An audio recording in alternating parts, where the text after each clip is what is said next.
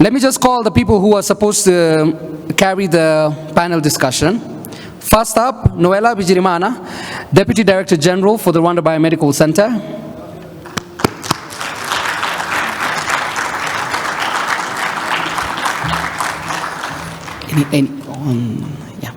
Sean Cleene, a member of the Executive Committee and Head of Food Systems at the World Economic Forum. Welcome.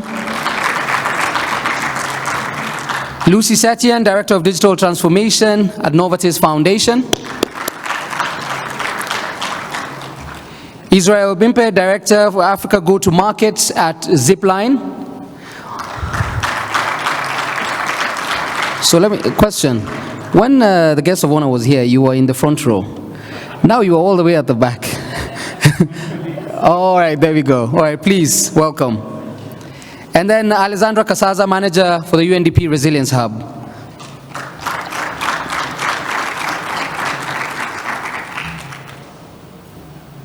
So the idea for this one is to try and give as much context and just help people understand how the world adopted and adapted different innovations post-COVID and how we ensure resilience now moving forward. Now, to everyone in the room, if you ever wanted to know who to address when you go for a COVID test and they go deep down your nose, it may or may not be the panelists right at the extreme right, may or may not. But I am extremely curious about the role AI has played at the Rwanda Biomedical Center and what you're currently working on. Let's start from there. Thank you, Georgie. And good afternoon, everyone. I want to start by appreciating the perfect equity on this panel. Yes. So, appreciation. 50-50. 50-50. So I am not necessarily, well, I'm guilty for COVID-19 tests. But I'm here on behalf of the Ministry of Health and the RBC as well. The role of AI, I think, for us, from what you heard this morning, COVID-19, since we're talking about it, has actually led to the faster adoption of technology, and that's in general. The healthcare sector in particular is quite unique because it's a sector that obviously impacts lives, impacts livelihoods, and has enormous amounts of data. So that makes it, actually builds in an opportunity for the AI to be adopted. Because at the end of the day, for us, it's about how do we optimize the care and treatment of patients, and how do we actually keep people out of the hospital, right, on the prevention side. Within the Ministry of Health or the healthcare sector, I wanted to maybe highlight quickly a few examples. One of them, I think we've heard it a few times here, Babil Health. And so we know that we've, 2.4, I think, consultations plus, and now we're having an AI function that's being added, right? So, and that will be scaled. So there's an opportunity in there to be able to, as you were saying, impact in this continuum of care that starts with the prevention and goes up until the treatment. So the Babil, I wanted to highlight it as one of sort of the AI applications. There's another one that I think Alain and others have spoken about, Insightive, that works both on teleradiology as well as artificial intelligence in the context of radiology. When you think of healthcare, again, it's a continuum and many opportunities to impact the processes. And at the end of the day, we want to have the patient have a better access at a more affordable cost. There's a third example I wanted to highlight that's in the pipeline along with Insightive, and it's IRCAD. IRCAD is basically a surgical institute that's based out of France, but IRCAD Africa will be hosted in Rwanda. And so the reason I wanted to highlight it is we just mentioned augmented reality. And so what they do is minimally invasive surgery. So with the IRCAD Rwanda, we'll be able actually to have surgery assisted by AI. And we'll be able to have this diagnosis that's automated, whether it's diagnosing a tumor and then being able to operate on it using AI technology. So there are many things in the pipeline. Maybe I'll stop there. Right. Before maybe we move away from you, Rwanda being a conference hub, of course, the number of visitors that have come to the country over the last couple of years, phenomenal. All those people within the last couple of years have to have gotten a COVID test to enter the country. Your phone number, your email, and your health record, so to speak, but of course it's the COVID test. How do you safeguard people's data? I think so. I want to start by acknowledging that we've actually benefited a lot, and we thank the people for their trust. We don't take it for granted. When it comes to data privacy and data security, it's actually a key priority for the healthcare sector, working with the RISA and the Ministry of ICT. The Ministry of Health is able to use the primary information system that we use is actually one of the most secure, and that's hosted in country. And we are, not only are we working on maintaining individual privacy of patients and having restricted access to even myself, I only know my code and my number. Even though we lead hundreds and hundreds of people, I wouldn't be able to access, for example, your information. Okay. So there's certainly, it's been one of the things that we've actually worked on ensuring, especially now that we are, as you were saying, we're interconnected, and we are adopting EAC Pass as well as the international Pass. So this has remained a core component of what we do. Perfect. Right. Perfect. Thank you. Thank you for that. Sean, let's move on to you now. Move it a bit to the agriculture sector and food systems there. We had an excursion where we went to Ghana, and in Ghana there was this young gentleman who wanted to show us how he does AI on his farm, and he had an application where he would take a picture of any crop that had potato blight, and it would automatically tell him what issue there is and where the closest pesticide shop was and things like that. Now, that was fantastic, but after speaking, we realized it's not very scalable, because in Africa, the reality is 1 to every 5 farmers has a phone, and even if they have it, it's not a smartphone, things like that. There are very many barriers to adopting artificial intelligence in your subsector, right? So just help us understand maybe what kind of trends you've noted on ground to help assimilation and adoption of AI post-COVID. So I think, I mean, COVID has just accelerated people's understanding of the importance of data. You know, whether it's, as you're referring to, you're getting a test, regularly for, I think I've had about 6 in the last 3 days for COVID, and that whole, the importance that data has played, and it showed, it's shown the world as a whole. So actually, if I took countries like Kenya or Indonesia or Nigeria, actually, I don't know if it happened in Rwanda in the same way, they actually created data war rooms at the start of COVID, where all of the data coming in Kenya at the time, there was the locust plague, there was major flash flooding, there was all the lockdowns that were happening, and so they were getting all of that data coming in to one coordinated facility, and then in Indonesia you could actually use satellite mapping right down to the blade of grass to look at where the real impacts were, do smart analysis of key issues, because the problem in the food sector is you've got compounded issues. You've got people that are putting inputs on and needing seed at a very specific moment when the rains arrive, and fertilizer. You need storage facilities, otherwise you lose your whole crop, that are very time sensitive, and you have different sort of growing things, as you said, your photo on the disease that can be then checked. And so how do you then, what we're seeing out of COVID is, how do we use all of this big data and then bring it down to the level that benefits a smallholder farmer?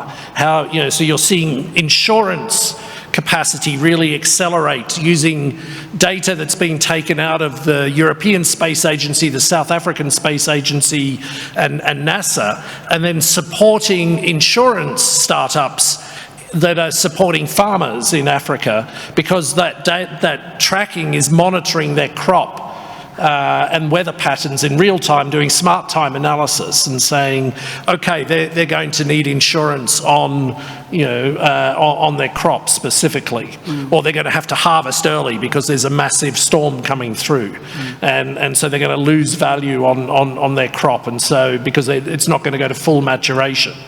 So actually we're seeing in real time this link between big satellite-driven data coming together and being shared right down to the use at the smallholder farmer. But then if you take that even further, I think the agriculture and food sector is one of the most inciting to potentially invest into. The health sector, I think, is the same size sector, has about 10 times the investment and 10 times as many startups as the food and agriculture sector.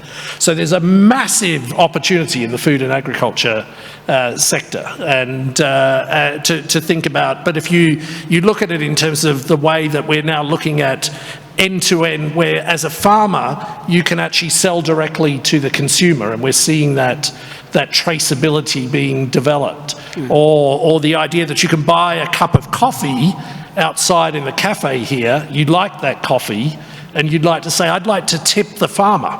I'd like to give 1 cent instead of paying, sort of like $4.99 for your coffee, you pay 5.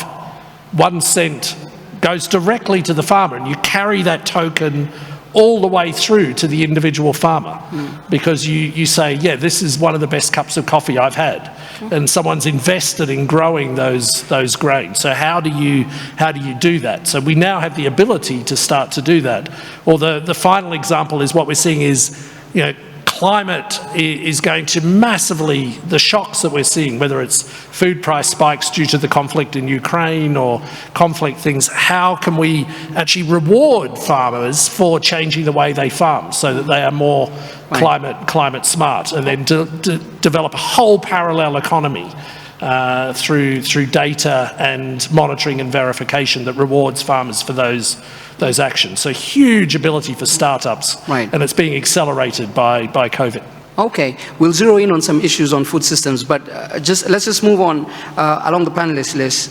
Lucy, we'll hear a bit more about the health tech hub, but of course, as Director of Digital Transformation, the onus is upon you to address the evolving needs of patients, but still make sure that you still pioneer the next level of healthcare. We know about radiology, what you're doing with AI. So how do you create the balance between adopting most of this innovation, but still constantly being on ground?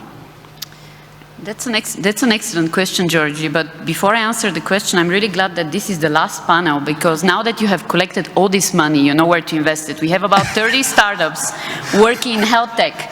So it's an excellent opportunity for you, right? But seriously, see, I told you health tech gets more funding. Yeah. So seriously, artificial intelligence has taught us quite a lot of lessons in the middle of COVID. Why is that the case, maybe you might ask? Within the foundation, for those of you who actually don't know the Novartis Foundation, we work quite a lot on cardiovascular population health. And because we talked a lot about numbers today, I'm just going to give you like a couple of numbers. First of all, who knew that actually global expenditure in the coming pretty much 2 decades is going to double global healthcare expenditure? So governments around the world are going to be spending 2 times more money in about 10 years from now. So that's a lot of money.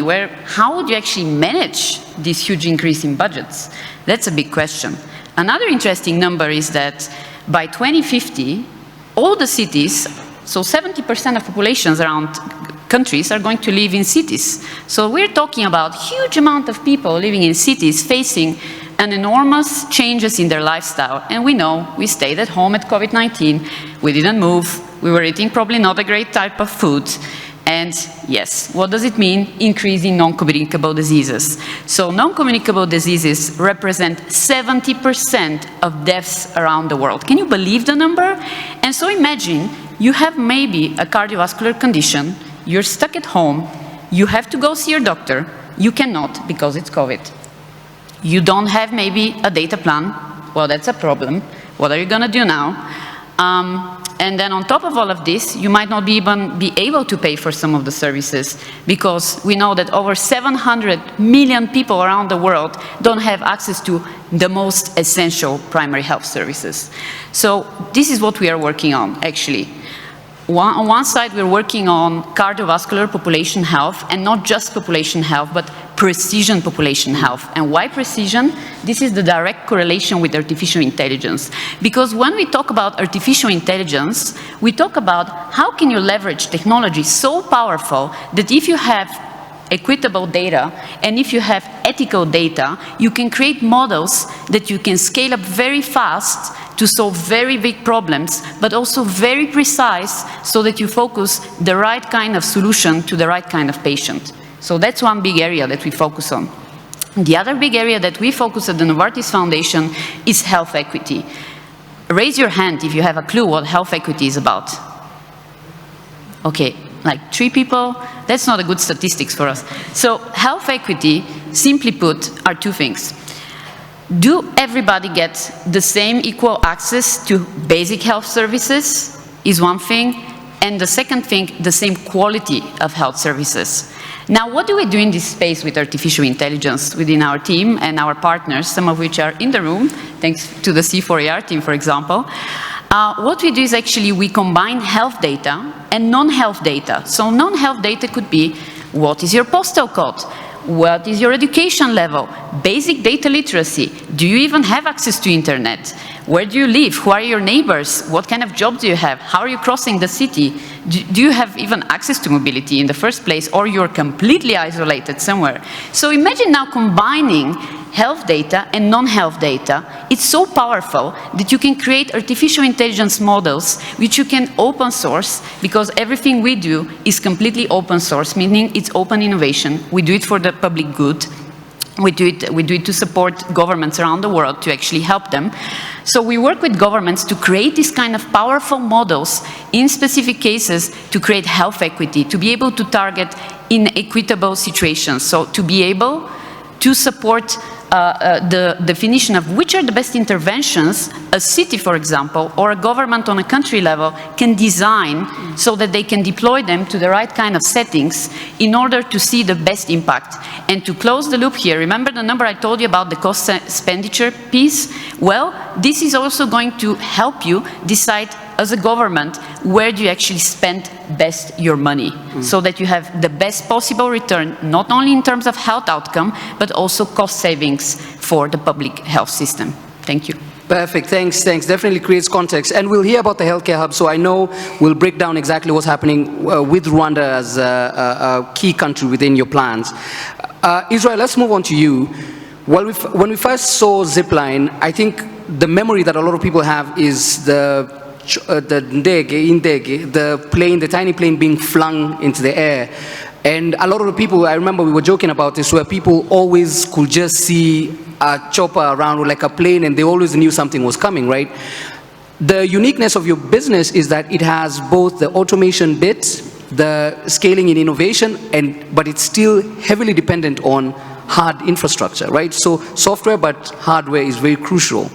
I'm very curious about how your business has developed over the years, maybe to depend less on the hard infrastructure and more on your innovation, and what we should expect moving forward.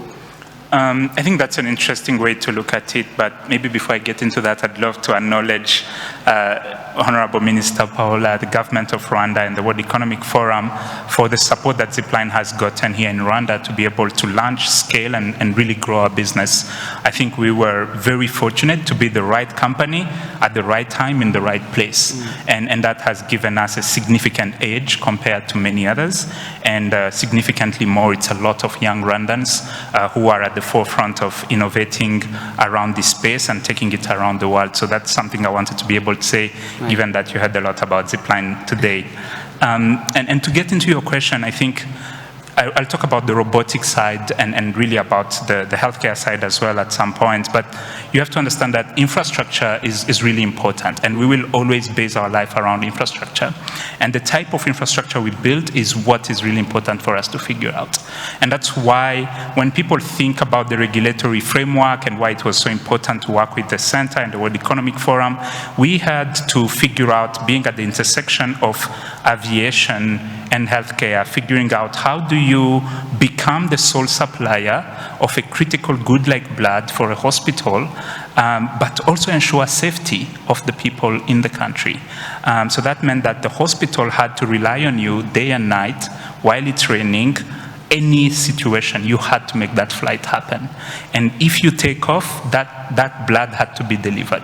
But you also to ensure that you keep the airspace safe and you keep people safe on the ground.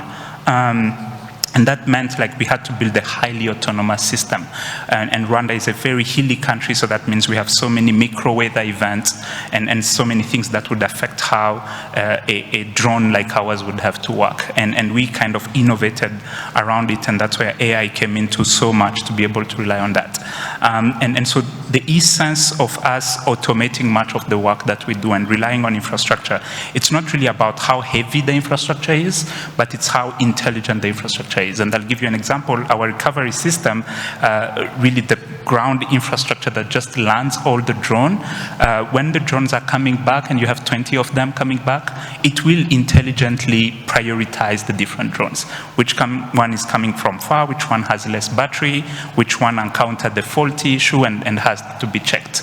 And so it's really more about how does this infrastructure become much more intelligent and really allows you to fulfill the mission, which is ensuring access and having no excuse whatsoever to not make a delivery happen regardless of what's happening, whether that's, I don't know, a wind or whatever that's happening in the airspace. So it's really important for us to be able to kind of build a smart infrastructure. And you see AI and infrastructure kind of colliding again when you go into manufacturing, for example, right? We will always have to need some form of transportation. We will always have to need some way of interacting in the physical world, airplanes and the likes of that. So it's really important of how much smarter does that become, especially as she mentioned, many more people live in cities, which means that it will add so much pressure on the infrastructure that we build, and it will need to be much more smart and really evolve in a different way. So I think that's what I would say there, and hopefully we'll have a chance to speak about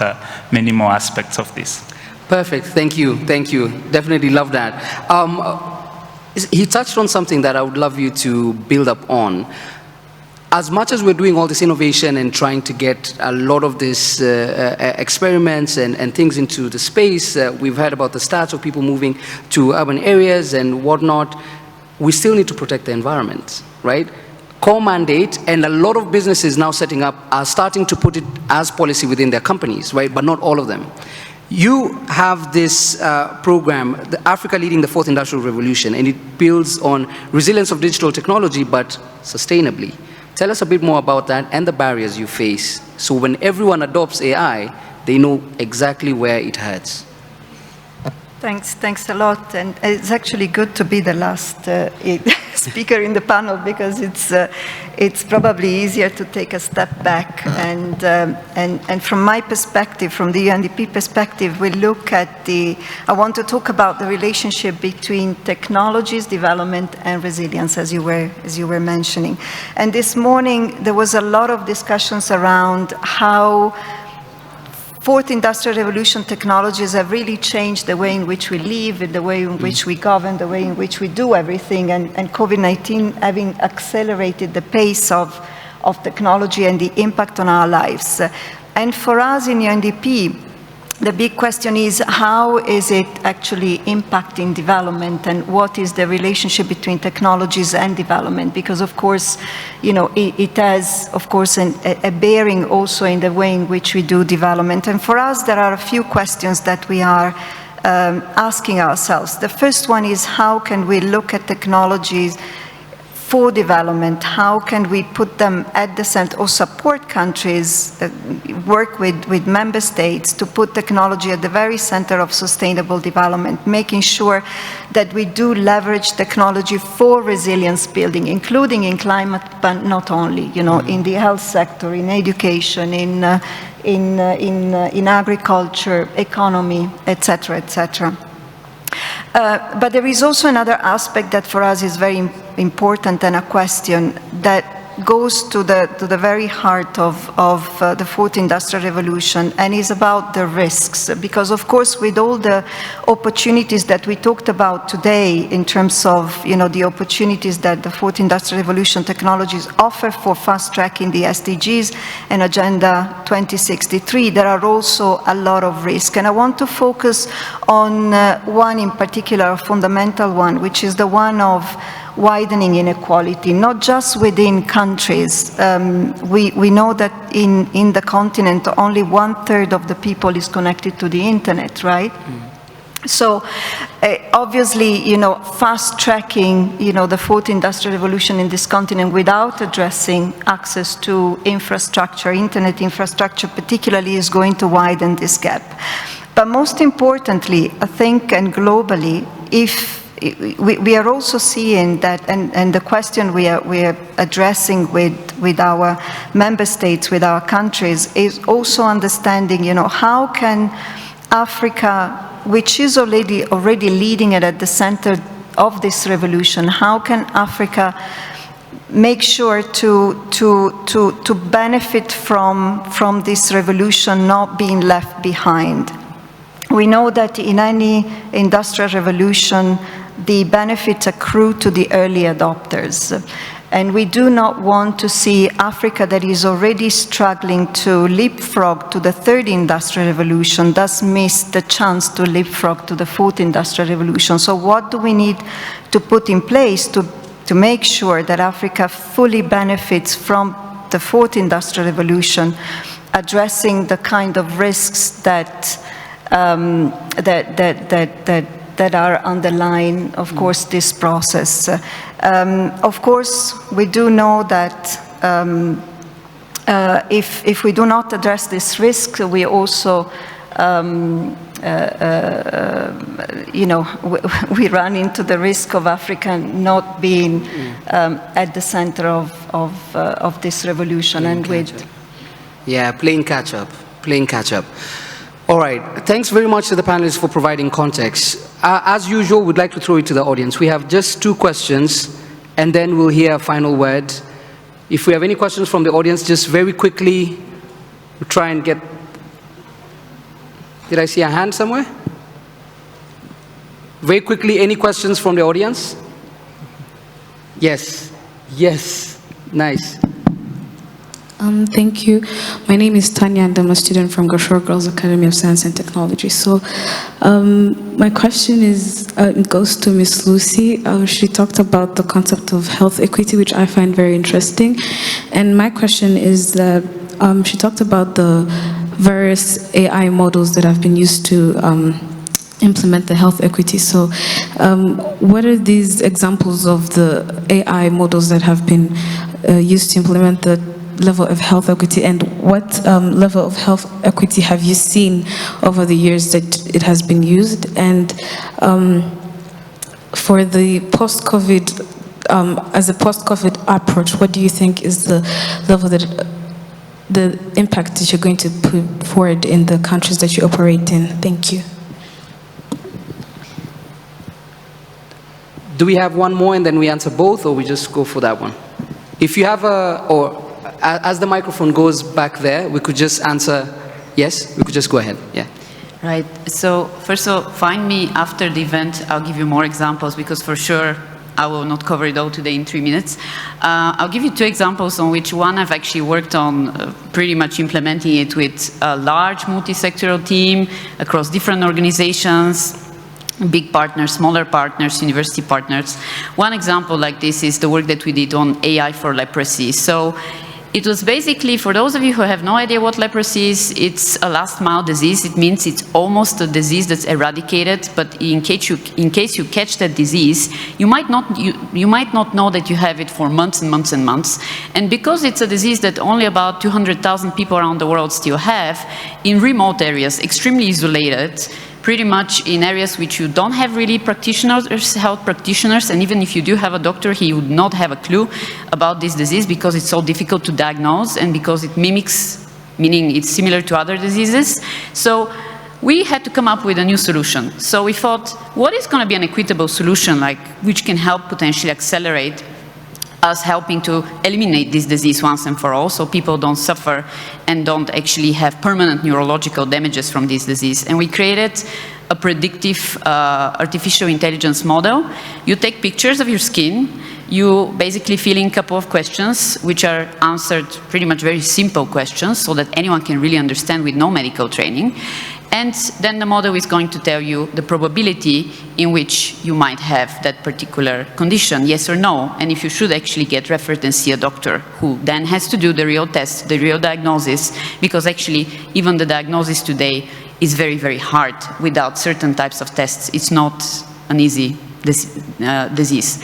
Another big area we're working on, actually we created the first in the world global data collaborative working on cardiovascular health, which really looks at how can you potentially pull together data from a number of open sources, a cardiovascular type of data, public and private sources, so that you create these models which you can put then on a, let's call it a platform, in which different organizations can then leverage that they can keep on improving. Why is this equitable, and what does it mean, equitable AI? One of the big questions there is, how do you actually make it equitable? Well, you have to be testing it, and you have to be feeding it with data from different cohorts, different populations. Because if you don't have sufficient examples of basically data coming from different types of people representing the type of conditions you're trying to treat, it's not going to work. It's not going to be equitable, and it's also not going to work. And when you have the model already, you have to go and test it with different types of populations to make sure it's truly, truly equitable. So, partial answer. Thank you. Thanks for that. Answered? Is it answered? Perfect. We had one question at the back. Yes, please. Hello? Yes. Thank you. My name is Furaha Espoir, and I am a board member at Umuvier Elevate. It is a new startup here in Rwanda. We are based at Noskin. Yeah, thank you for, first of all, I want to thank the government of Rwanda for trying to attract more investors here in Rwanda. My question, it is not a question, it is just, maybe I want to tell you a short story of Umuvier, because it has been, the idea came when we were in COVID. It was experience with my wife. It was our firstborn. It was not easy to get information on how, for the firstborn, how you can have information about maternal health. So it was not easy. Then the idea came, during that period. That's why we come with Mobile Elevate, and it is now 2 years. We've started 2019, and last year we won the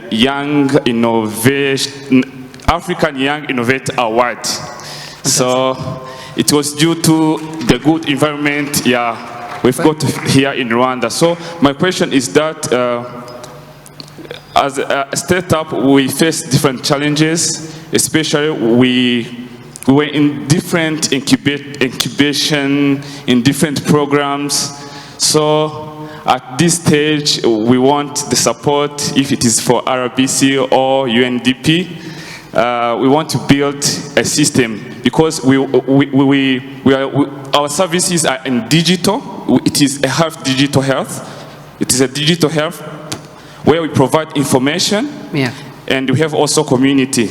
So recently we have launched what we call the B space, where community meet with doctors.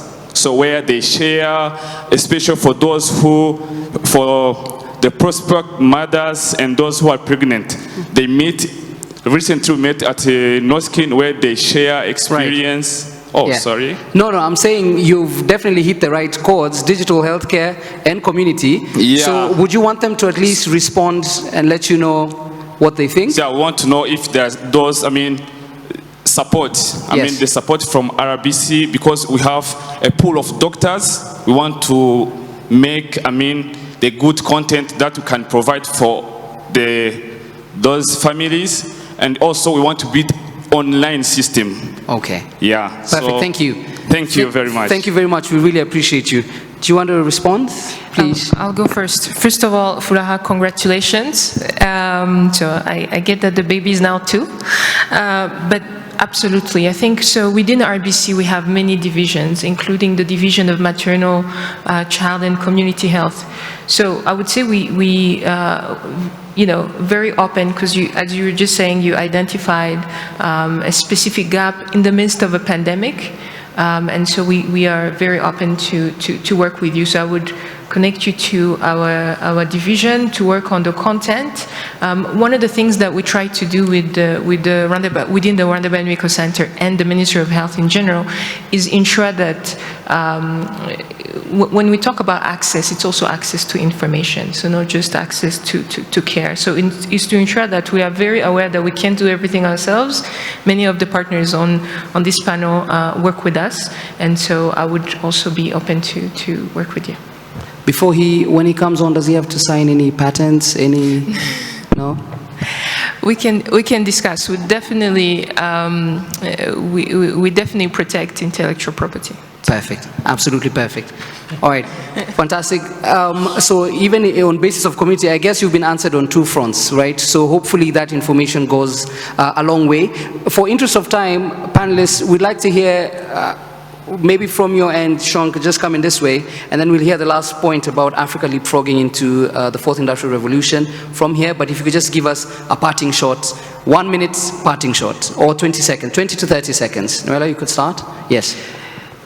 So, no pressure, but I'm very excited. So I was wearing 2 hats here. I was representing the Ministry of Health in RBC, but I'm also one of the fellows that were mentioned earlier. So I was actually a Government of Rwanda fellow at the World Economic Forum C4IR Center in San Francisco. So to see this is an amazing day, and so very eager to continue working with the center, because a lot of the work that we do definitely depend on having the governance in place and having the regulations, and they're definitely the right partners to have. So thank you.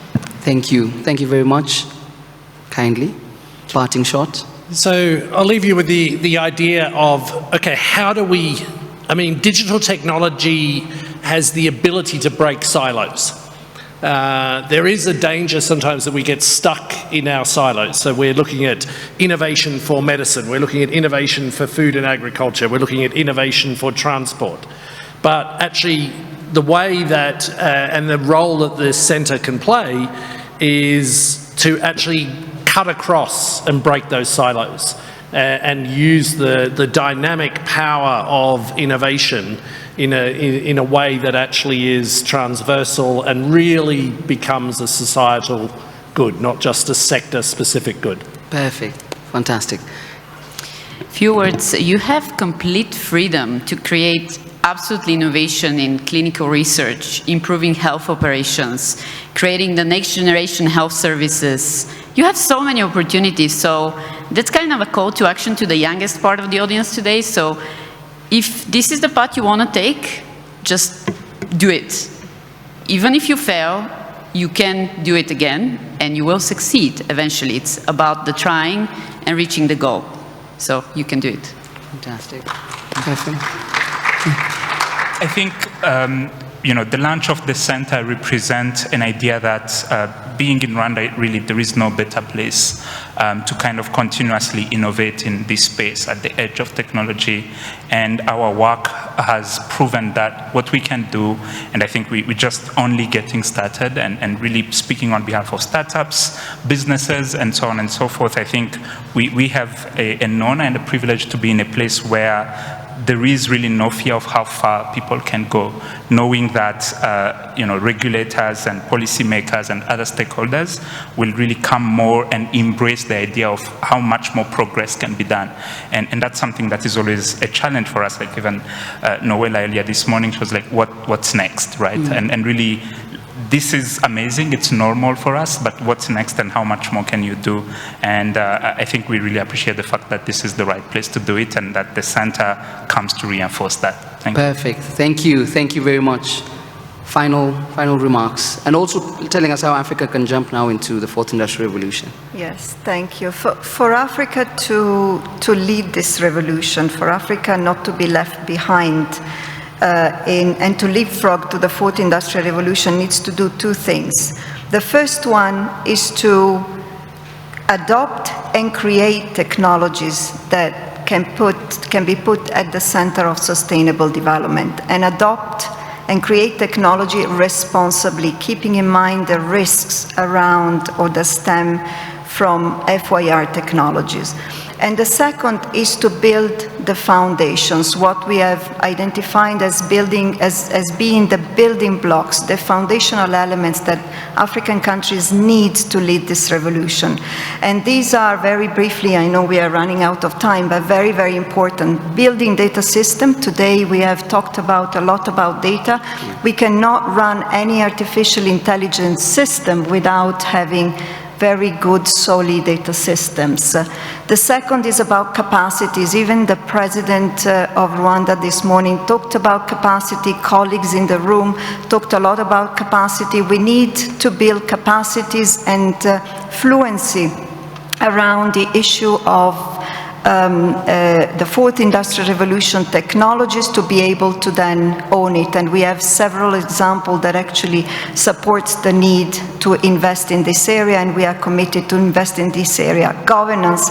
We are here talking about technology governance, and with the Center for the Fourth Industrial Revolution in Rwanda, this is an area where we are going to invest and continue investing. The current governance systems, the processes, the architecture are not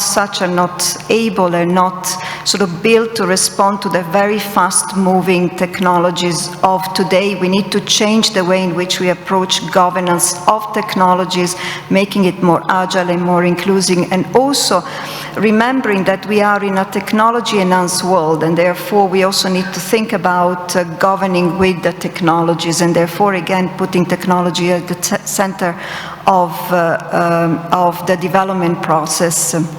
We also need access to energy. Any of the drones that we have talked about, or the technology or artificial intelligence, will not actually will not provide any solutions unless we have access to energy. With 1/3 of Africa connected to an energy source, of course we are running the risk not to lead this revolution. We also need sustainable financing, obviously, and we talked about it also in the context of the discussion today.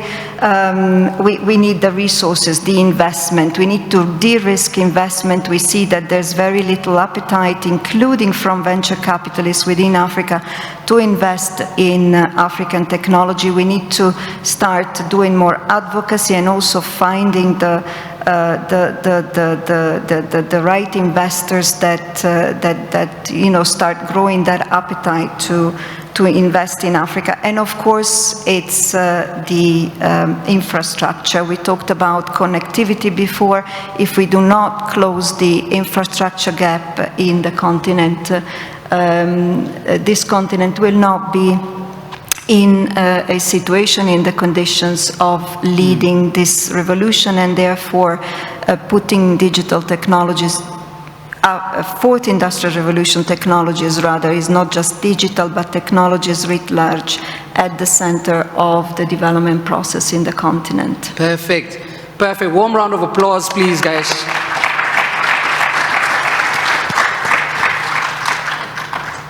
We have great news and even greater news. The great news is we've come to the end, but we have just one more interesting thing before we finalize.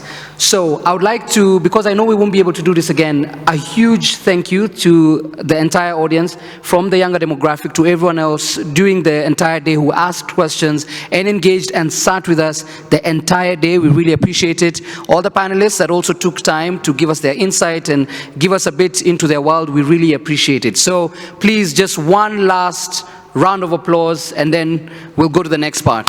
Thank you.